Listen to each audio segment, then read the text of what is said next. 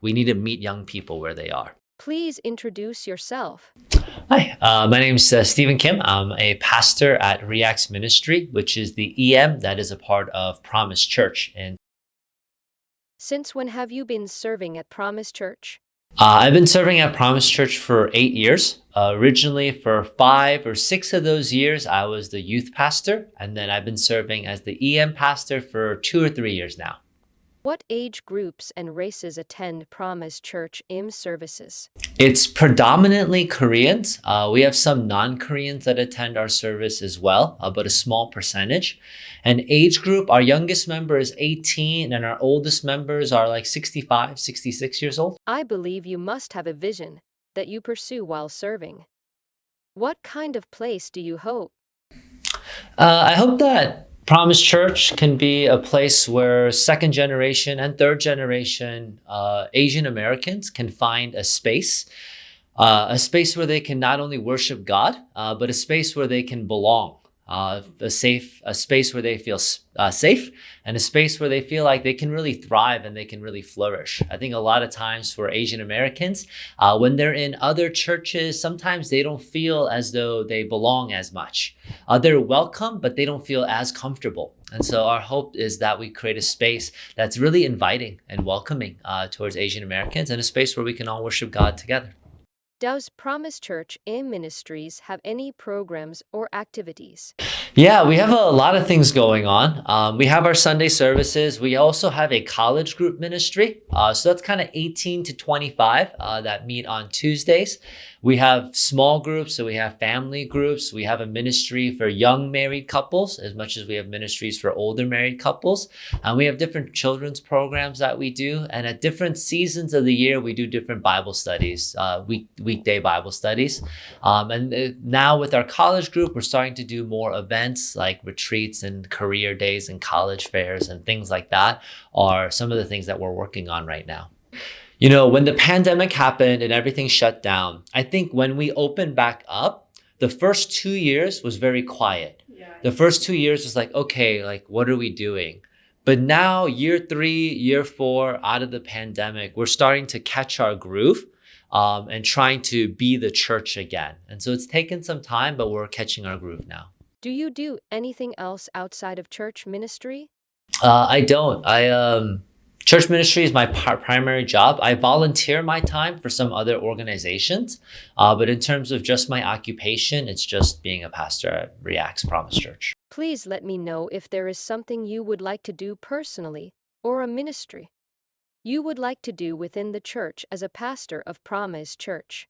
I think the big thing for us is, we, as an EM, we have a pretty big, wide age bracket, like 18 to 65, 66 is pretty big.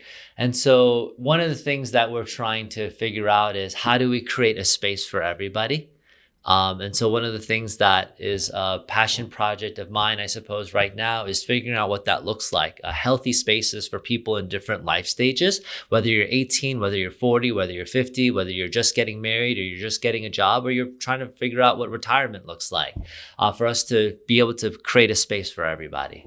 What do you think is the common reason why young people, especially the second generation, are not enthusiastic about church and want to leave church? I think there's a lot of different reasons. I think sometimes when it comes to Korean homes or Asian American homes, there's a lot of divide between the parents and children, either one because of language or two because of culture. So because of that, faith doesn't have a presence in the home. Faith really only has a presence at church, but even the most active youth student is at church Fridays, Sundays, maybe Saturday. So that's maybe 3 to 5 hours a week. That's it. Because that faith life isn't necessarily happening at home, there's not a lot of connection for them. And I think that's one of the issues. I think another issue is that sometimes for a younger generation, when it comes to church, they feel like they don't have a voice or they don't have a place, that it's not something that belongs to them. It's something that belongs to their parents, but it doesn't belong to them. And so when they go into college or graduate from college and become adults, they feel like church isn't a place for them anymore. And then also, I think for other young people, sometimes they see that their parents go to like 새벽기도 morning prayer every day. And yet at home, they don't feel very connected to their parents. They see that their parents serve church really faithfully, but sometimes emotionally, they don't connect well with their kids. And so for them, it's like, why would I follow that God? And so I think there's a disconnect there too. And there's probably a lot more reasons, but those are three off the top of my head of like why young people aren't engaged. Oh, but also sometimes the problems and the struggles that young people are dealing with, the church is not well equipped to answer those questions. And the church needs to find ways to address what's happening in young people's lives if they want young people to attend church. I think for older generation, you go to church because you're supposed to go to church. Like, of course, And I grew up like that too. No matter what, 교회는 꼭 가야 돼. Like, no matter what. But the younger generation, that's not their mentality. And so we need to give a reason why. And I think for a lot of churches, we don't really have great reasons right now. But we need to figure out what those are. We need to meet young people where they are. What do you think the church should do for them? I think we need to empower more young leaders and support more young leaders. I'm only 35, but the difference between me and a 15-year-old is huge. It's so big.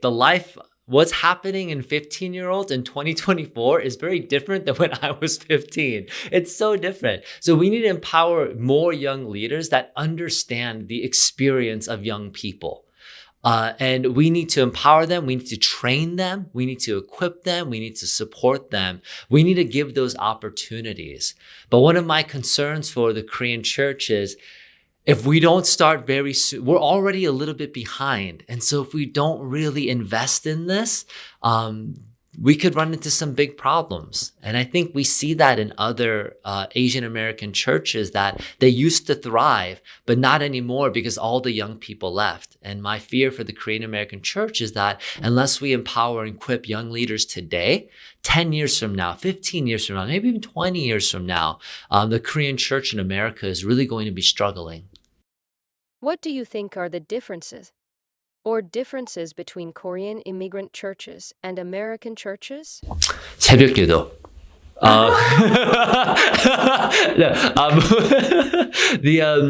The spirituality is different. Korean immigrant church is a lot of hard work, a lot of determination, a lot of resilience, perseverance.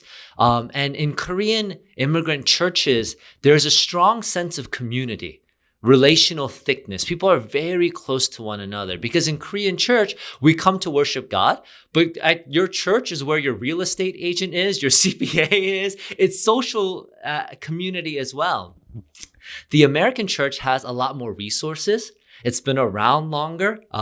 Everything works in their buildings. They're very well equipped, but sometimes the relationships aren't as strong as they can be in Korean immigrant churches. And so I would say those are some of the differences. Looking to the future, what do you think needs to be improved in Korean immigrant churches and first-generation ministry? I think we need to find ways to have more intergenerational relationships. So first gen, second gen, third gen, even first gen to third generation. A lot of times in churches, there's KM, there's EM, there's youth, there's children's, there's toddlers or 유아유치부. Every ministry has its own thing, but sometimes there's not a place for all of them to come together. And I think for the Korean church to be healthy, we need relationships that go across generations. That there needs to be more time invested in that in order for the church to be healthier. Because with the Korean church, where there's KM, EM, youth, children's, just because the children's is healthy doesn't mean the EM's healthy. Or just because the KM's healthy doesn't mean the youth is healthy. And so we need those relationships to build each other up rather than separating ourselves apart. There is controversy over leadership in the church these days. How do second-generation young people perceive this issue? And what do you think? I think that second-generation people perceive this issue a little bit differently than first generation. I think when it comes to first generation and they hear about LGBTQIA issues, they think black or white, right or wrong. But for young people, right and wrong, it matters to them, but not the same way. For them, right and wrong is more to do with relationships. So what I mean by that is for the first generation, this issue is right or this issue is wrong. But for second generation, they would say, oh, but my friend is this, or my friend experiences that, or I experience this. And that's more important to them. That relationship is more important than what's right and what's wrong. And so I think you have a lot of second gen Christians who are theologically conservative, but socially a little bit more progressive because they want to be more loving, they want to be more welcoming, and they want to be more inviting. I don't think one generation is more right than another, but I think we need first and second generation to have these conversations, especially for second generation members where they want to talk about this stuff. But if at church, if we don't give a space for them to talk about this, they'll go somewhere else and talk about it. But at least at church, we can talk about how God has designed things, what the Bible says, and all these other things. But we need spaces in our church to have these kinds of conversations. Sometimes topics around gender and sexuality are very taboo in Korean culture. But I think that's another reason why a lot of second geners, third geners are moving away from the church, because the church isn't talking about things that are important to them. And gender and sexuality are things that are very important to second and third geners, millennials and Gen Z. And so, yeah, I think that's where some of the disconnect is. Please provide an introduction and greeting to Promise Church English service. Hi, my name is Pastor Stephen, and I am the EM pastor of Reacts Ministry, which is a part of Promise Church, which is located in Swanisea, Georgia. We are a group of people that come together and worship every Sunday at 11 o'clock. We also have various ministries from toddler ministries on up, whatever life stage you are in. We want to be a place where you can not only connect with God, but connect with other people and build a community of faith that helps you navigate what's going on in your life today. And so if you're free or if you're new in the area or you're just looking for a new place to call home, just welcome you to check us out on Sundays at 11 o'clock. Thank you so much.